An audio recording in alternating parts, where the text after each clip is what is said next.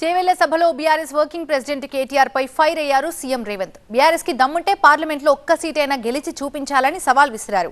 ప్రభుత్వం కూలిపోతుందని ఎవరన్నా అంటే కాంగ్రెస్ కార్యకర్తలు చెట్టుకు కట్టి కొడతారని హెచ్చరించారు.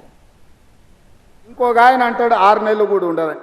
నేను చెప్పదలుచుకున్న సన్నాసులను ఎవడైనా 3 నెలలు 6 నెలలు ఈ ప్రభుత్వం ఉండదు అని గ్రామాలకు వచ్చే మా కార్యకర్తలు వాళ్ళని పట్టుకొని యాప చెట్టు కట్టేసి లాగుల తొండలు ఇచ్చి కొడతారని చెప్పి నేను ఈ సందర్భంగా చెప్పదలుచుకున్నా.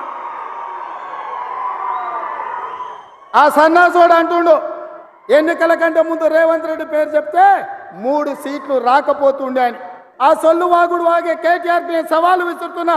బిడ్డ ఇయ్యాల నేనే ముఖ్యమంత్రి, నేనే పిసిసి ప్రెసిడెంట్ను. రేపు రాబోయే పార్లమెంట్ ఎన్నికల్లో నేను సవాలు విసురుతున్నా. నీ చేతనైతే దమ్ముంటే నువ్వు మొగోడు అయితే ఈ తెలంగాణ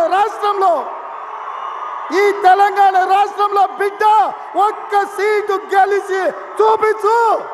నీ అయ్యా నువ్వు వస్తావో నీ అయ్య వస్తాడో మా కార్యకర్తలు చూసుకుంటారు. బిడ్డ నువ్వు అనుకుంటున్నావా అల్లా తప్పగాడని?